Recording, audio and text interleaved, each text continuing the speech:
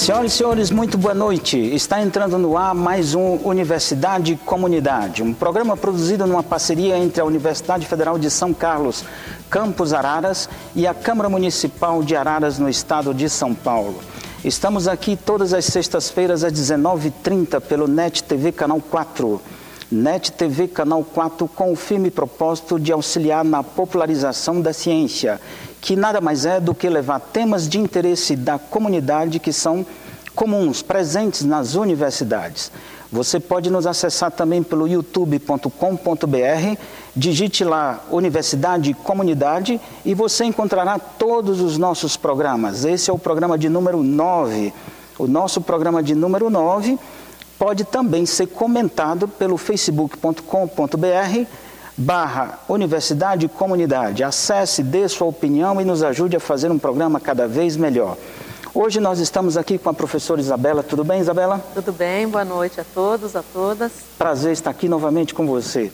E receberemos para a entrevista da semana o professor Paulo César Faria. Tudo bem, Paulo? Boa noite. Boa noite, tudo bem? É uma satisfação enorme estar aqui com vocês. Nós é que agradecemos. Nós é que agradecemos. É um prazer muito grande. Comecemos então com o nosso destaque da semana. Isabela, por favor. Bom, boa noite. O meu destaque da semana é relacionado ao decreto presidencial que foi vetado, sobre os conselhos populares. Esse decreto foi bastante criticado quando ele foi apresentado à Câmara e ao Senado e criou-se uma ideia de que, inclusive com um apelido de decreto bolivariano, de que os nossos poderes legislativos estariam perdendo um pouco da sua autonomia, estariam perdendo um pouquinho da sua função. E, infelizmente, o que a gente viu foi que a mídia não ajudou, mais uma vez, a esclarecer essa questão, Então, era um decreto que, na verdade, a tentativa era ampliar a conversa com a população. É um decreto que possibilitaria que os conselhos populares que já existem, eles não seriam criados agora, eles na verdade já existem, eles poderiam estar auxiliando na formulação de políticas públicas. E nesse sentido, eles seriam órgãos consultivos, em nenhum momento se diz, em lugar nenhum, que seriam órgãos deliberativos, Então, na verdade, não sei se as pessoas não entenderam ou não quiseram mesmo entender qual seria a função, mas ele foi barrado ontem, principalmente pelas bancadas do PMDB, PSDB e outros que estavam lá, votaram contra, e esse decreto acabou não vingando, Eu acho uma pena porque nós já temos percebido bastante que o modelo representativo, isso não só no Brasil, mas em outros lugares, em várias democracias bem consolidadas, ele não funciona. A representatividade, ela precisa de um diálogo maior com a comunidade, com a população. E a gente percebe isso pelas manifestações que ocorreram, por várias inquietações que nós estamos vendo na sociedade em relação ao que tem acontecido no Congresso Nacional e no Senado. Então, seria uma forma de se ouvir mais de perto a comunidade. Mas ele foi barrado e agora tem, se eu não me engano, a bancada do PSOL está entrando com um pedido de se ampliar a política, na verdade, de participação popular. Essa política ela começou em 2003 e ela vem se ampliando através de conselhos, através de planos nacionais para várias áreas, vários encontros para discussões de problemas localizados, inclusive na área de educação nós tivemos vários encontros. Então, eu acho que é uma política que ela precisa acontecer de forma mais ampla.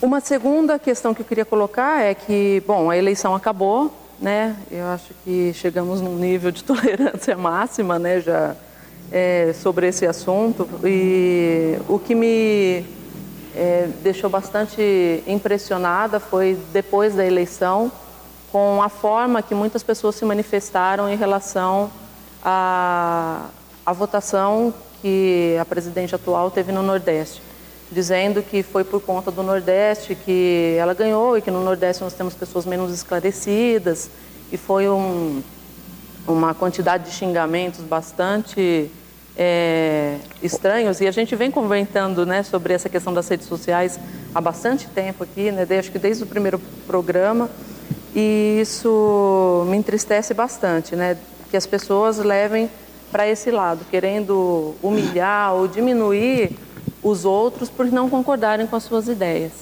né? E se a gente pegar, na verdade, no número absoluto de votos, o Sul e o Sudeste tiveram uma votação maior do que o do Nordeste, né? Do Norte e o Nordeste, em relação da atual presidente.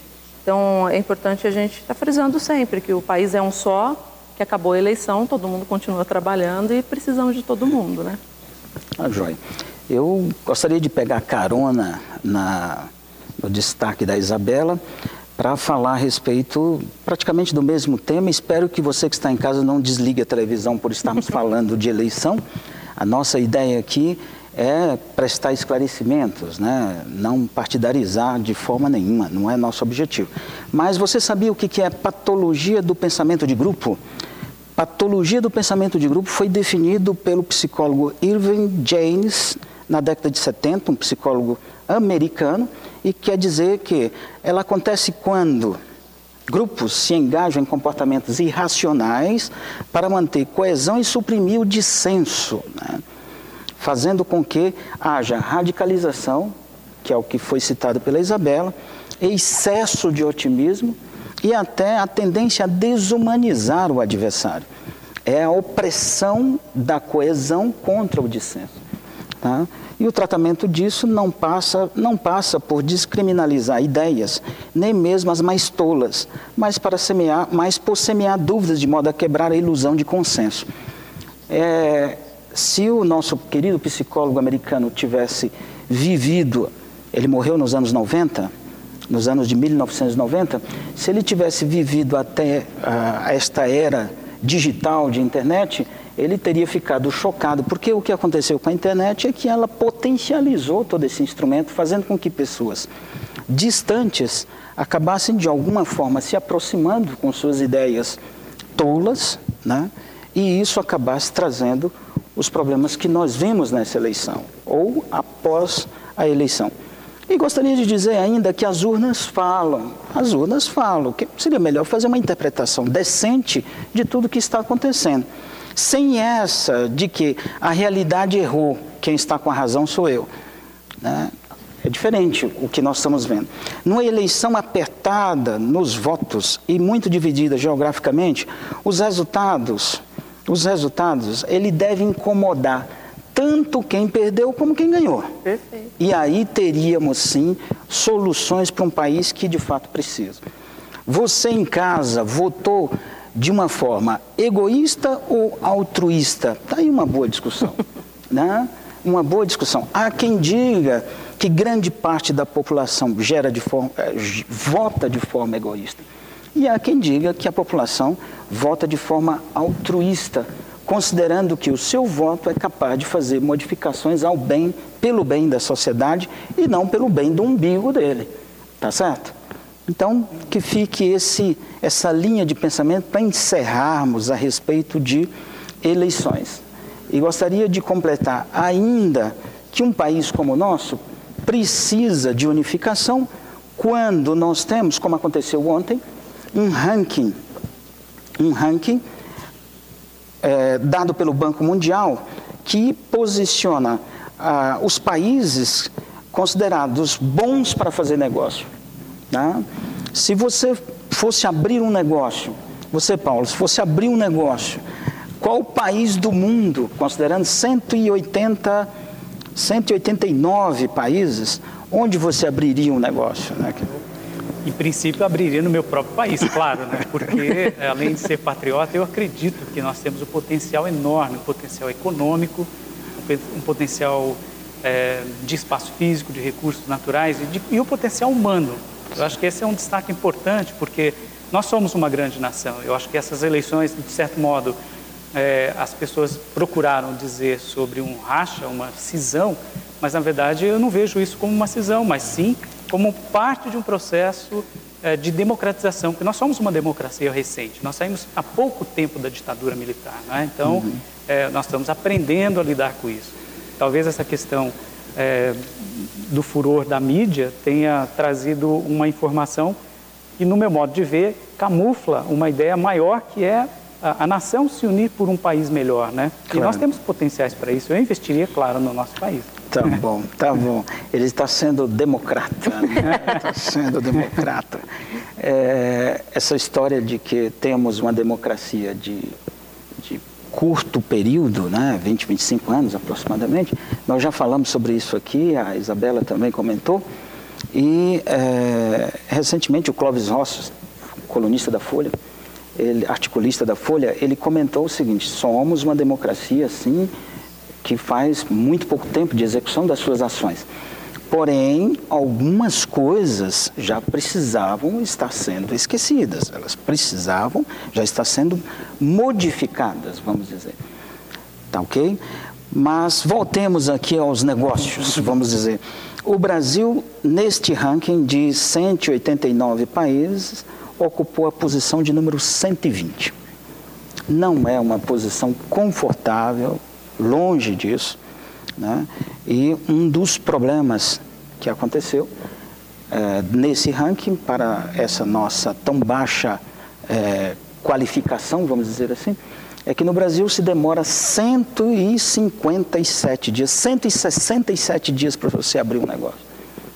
É muito tempo, então a burocracia é algo que burocracia é terrível. A Nova Zelândia e Singapura ficou em primeiro, Nova Zelândia em segundo. Você demora um dia para abrir um negócio. Um dia, se inscreve lá e já recebe o registro, né? Então ficou Singapura em primeiro, Nova Zelândia em segundo e terceiro Hong Kong, né? Eu tive a oportunidade de passar uma temporada de 4 meses na Nova Zelândia, e é impressionante como eles têm realmente um nível de organização muito grande. Algumas curiosidades eu posso citar aqui: os Estados Unidos ficou em 7º, o Chile ficou na posição de número 41, a Rússia 62, a China 90, né? A África do Sul 123, eu estou buscando alguns países que têm alguma, né, alguma similaridade, pelo menos em desenvolvimento. E a Argentina ficou em 124, né, na posição de número 124. Os dois últimos da lista ficaram a Líbia em 188 e a Eritreia, né, países que estão em guerra, evidentemente, ou que saíram recentemente, na posição 189, né. A Venezuela ficou na posição de número 182, uma posição extremamente desconfortável, né? Inclusive atrás do Haiti, que é um país que passou por catástrofes recentemente, que ficou com a posição de número 180. Todos os anos esse ranking vem, mais ou menos nessa época do ano, à disposição do mundo, né? De todos. E é bem interessante acompanhá-lo para ver que tipo de progressão nós tivemos. Nós crescemos, melhoramos, mas melhoramos a passos de tartaruga, passando 4 posições à frente. Quer dizer, precisa andar um pouco mais rápido, principalmente considerando um país que precisa crescer, precisa se desenvolver para melhor distribuir renda. Ok? Tudo bem? Podemos seguir? Muito bem, vamos para a nossa entrevista da semana. Hoje nós recebemos o professor Paulo César de Faria. Ele fez licenciatura em matemática pela Universidade Federal de São Carlos, no campus Araras. Mestrado... O Campo São Carlos, desculpa, o Campo São Carlos. É tão de hábito, né? Quem sabe um dia, né, Paulo? Teremos alunos aqui formando em matemática. Por enquanto, nem temos o curso, mas quem sabe. Paulo, você é de onde? Eu nasci em Patrocínio, Minas Gerais. Ah, você é mineiro. Que bom. Achei que você fosse curitibano. Eu morei muitos anos em Curitiba. Depois de terminar a graduação, eu mudei para lá e morei 18 anos. Você tem um caminho, porque você morou no Nordeste também. Sim, depois que eu terminei o mestrado e doutorado em Curitiba, prestei um concurso na UFRN e trabalhei lá por 3 anos. Rio Grande do Norte, Isso, né? Em Natal. Natal, que beleza, não? Sim. Fez mestrado em Educação e Matemática pela Universidade Federal do Paraná. Sim. Doutorado também por aquela universidade e atualmente é professor do Departamento de Ciências da Natureza, Matemática e Educação da UFSCar do campus Araras, onde exerce atividades ligadas a ensino, pesquisa e extensão, na UFSCar do Campus São Carlos, participa do programa de pós-graduação profissional em educação. Paulo, é um prazer muito grande recebê-lo aqui. Mais uma vez, muito boa noite. E ele vem falar para nós sobre o Enem Sisu. Paulo, o que é o Enem Sisu? Bom, o Enem é o Exame Nacional do Ensino Médio, né? Esse exame ele foi instituído no ano de 1998 com o propósito de aferir a qualidade do ensino médio. E naquele momento se tinha a ideia de fazer essa aferição até por conta da LDB, que havia sido promulgada bem recentemente, e coincidentemente também em 1998 foi instituído alguns documentos oficiais pelo MEC, pelo Ministério da Educação. Por exemplo, as diretrizes curriculares nacionais para o ensino médio, e essas diretrizes também contribuíram para o lançamento dos parâmetros curriculares nacionais do ensino médio. Então esse ano foi um marco, né, para uma possibilidade de renovação do ensino médio no país, que até então ele era tido apenas como um rito de passagem para o ensino superior. E a partir de então ele começa a tomar uma característica de etapa importante da educação básica, né? E esse exame ele teve uma procura não tão expressiva comparada com a de hoje, já em 98, mas para a época foram um pouco mais de 200 mil inscritos do ensino médio que procuraram saber qual era o seu desempenho naquele exame ou nessa etapa da escolaridade. Depois disso, em 2008, esse exame passou por uma reformulação bastante importante, né? Ele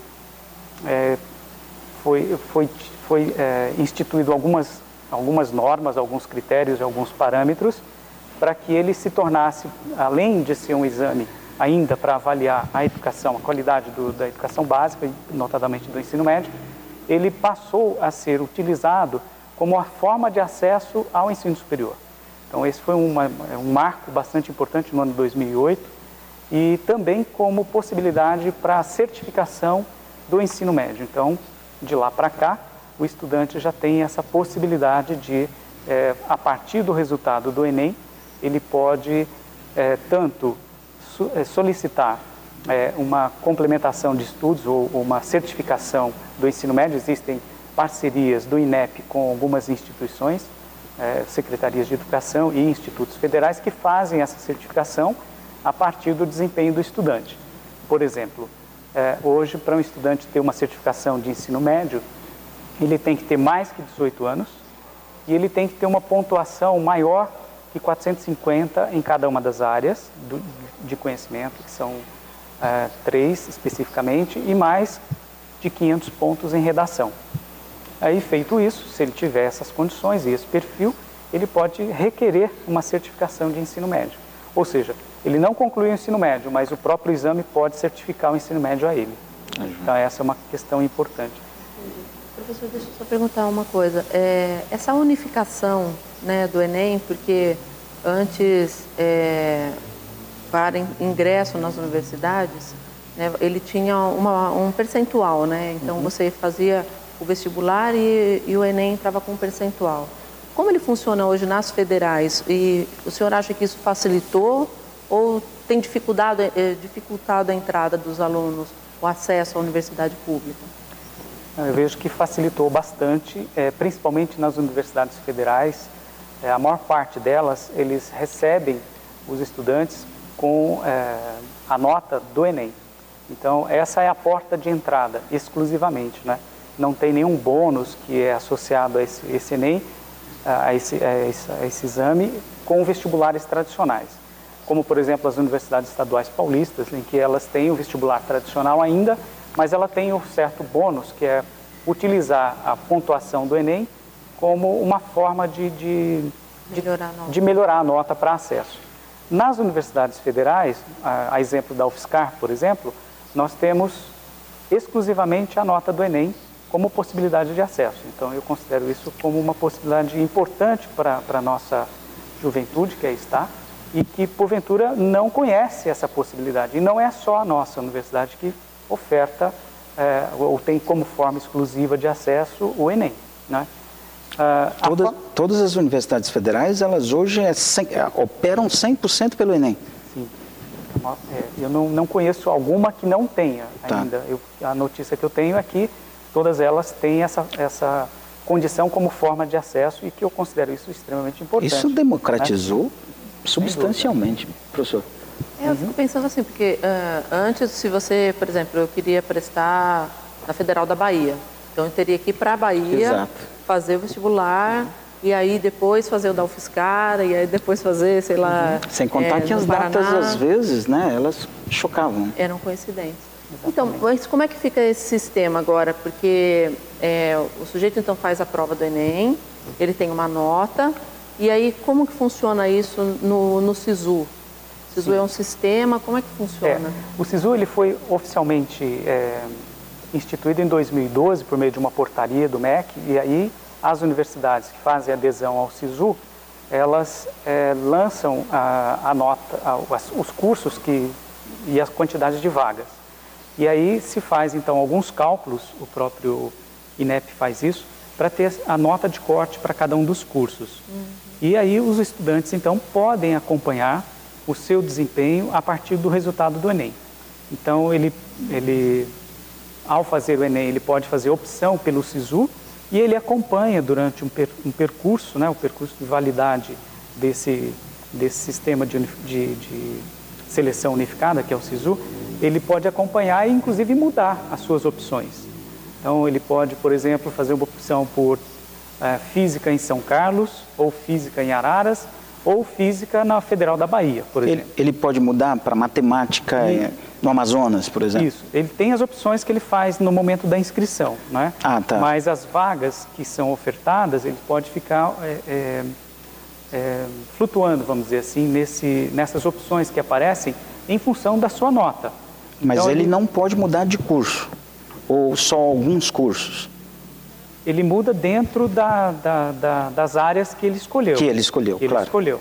Então, porque tem uma relação de dependência, vamos dizer assim. Claro. Né? Então, ele pode, dentro da área que ele escolheu, ele pode fazer opções por diferentes instituições em função da sua nota, do seu score. Agora, quando termina essa fase, o INEP, então, fecha tudo isso e ele fica, então, com a última opção que ele escolheu. Né? E é essa que vai ser levada em consideração pelo sistema de seleção unificada que é o SISU. E aí gera-se, então, uma relação de candidato-vaga e essa relação é enviada para as instituições chamam, então, os estudantes para realizarem as matrículas. Então, é realmente bastante importante porque, além dessa questão da mobilidade que o estudante pode ter, né? Por exemplo, tem um aluno aqui que pode estar estudando em outro lugar e vice-versa. Isso é bom para o país, diga-se de passagem, até em função de tudo que nós comentamos aqui. Exato, por questões de integração. De integração, de conhecimento da característica de outras pessoas, de outros lugares, porque nosso país é multicultural, né? Nós temos uma diversidade cultural riquíssima. Então, essa mobilidade dos estudantes, ela é bastante importante para que isso se torne algo que faça parte da vida desses estudantes jovens que estão aí acessando o ensino superior, né? Outro aspecto importante e que a gente tem observado é a questão do acesso mesmo à educação superior. Com o SISU e, logicamente, com o resultado do Enem, o acesso à educação superior ficou bem mais democratizado, a gente poderia dizer assim, né? Porque caiu por terra aquela ideia de vestibular único e que nós tínhamos há cerca de mais que uma década atrás, o vestibular sendo prestado por todos os cidadãos, mas notadamente a classe média alta que tinha acesso às melhores instituições de ensino, que porventura eram as públicas e não as privadas. Então havia uma inversão, quer dizer, o estudante de classe média alta na educação básica tinha acesso ao ensino privado de boa qualidade, vamos dizer assim, e ele ia para o ensino superior público. Então, com o advento desse sistema de seleção unificada, com o SISU, eu acredito que isso tenha se estabilizado de forma um pouco mais... Está melhorando, né, vamos dizer. Está ficando um pouco mais equânime. Acho que está relacionado com várias políticas conjuntas, né, como a questão das cotas, reservas de vaga. Eu acho que tudo isso, né, e também da preocupação em se manter esse estudante dentro das universidades federais, né? Com os restaurantes universitários, com os alojamentos. Eu acho que tudo isso tem melhorado. Professor, e a questão da prova em si? Né? Vocês têm analisado as questões? Ela é muito diferente do vestibular tradicional? Como que vocês estão enxergando essa questão? Sim, sem dúvida. Ela é bastante diferente do vestibular tradicional, até porque ela está baseada em habilidades e competências.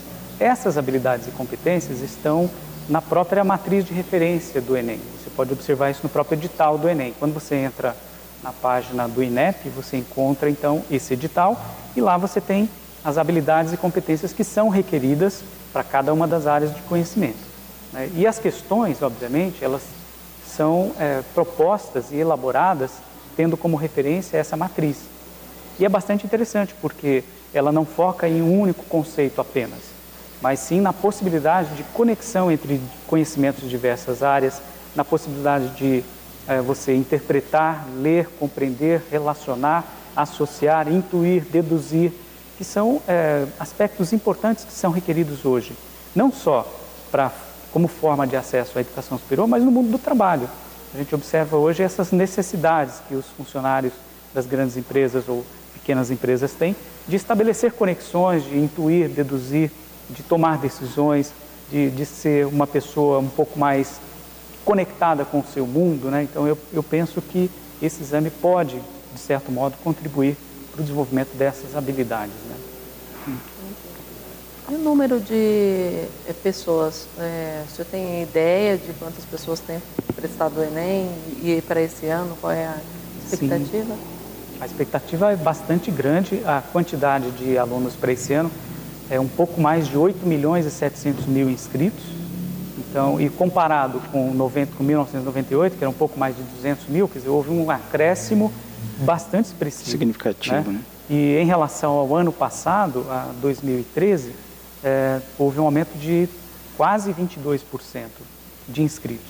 E um fato curioso que a gente observa é que está havendo uma inscrição bastante expressiva com pessoas que têm idade maior que 60 anos. Nós até já discutimos isso aqui uma vez, né? Não é? E é interessante porque essas pessoas se aposentam, mas elas não deixam de querer continuar produzindo, aprendendo e também migrando para outras áreas do conhecimento. Então é uma forma de acesso bastante interessante e nós acreditamos que isso realmente traz uma possibilidade não só para os jovens, mas para essa nova classe de pessoas e que querem continuar. Recentemente, nós tivemos a entrada no nosso curso aqui de licenciatura em Ciências Biológicas de pessoas com essa característica, né? Que já concluíram a sua jornada de trabalho, já se aposentaram. Já criaram seus filhos. Já criaram seus filhos, né? Ou também pessoas que ainda estão na ativa, estão prestes a se aposentar, mas agora retornam aos bancos escolares na condição de estudante universitário.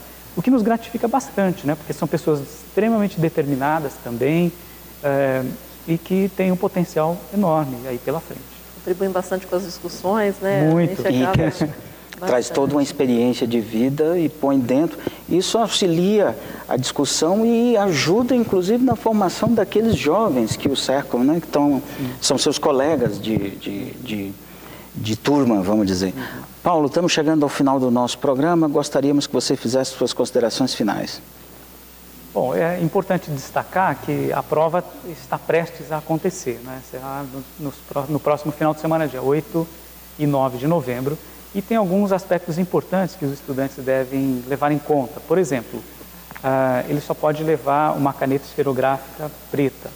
Por que isso? Porque o cartão de respostas ele é lido com esse tipo de caneta. Então, e tem que ser caneta transparente, porque o corpo da caneta não pode ficar escondido, por uma questão de segurança e questão de integridade até do próprio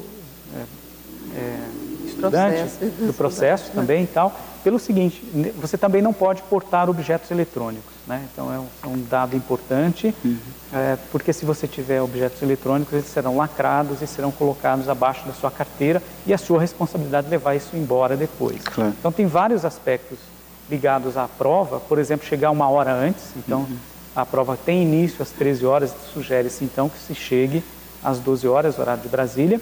E um fato curioso é que alguns estados da região norte têm a prova com início às 19 horas, né, por conta talvez do fuso horário e também por conta dos sabatistas que farão prova nesse mesmo horário nesses estados.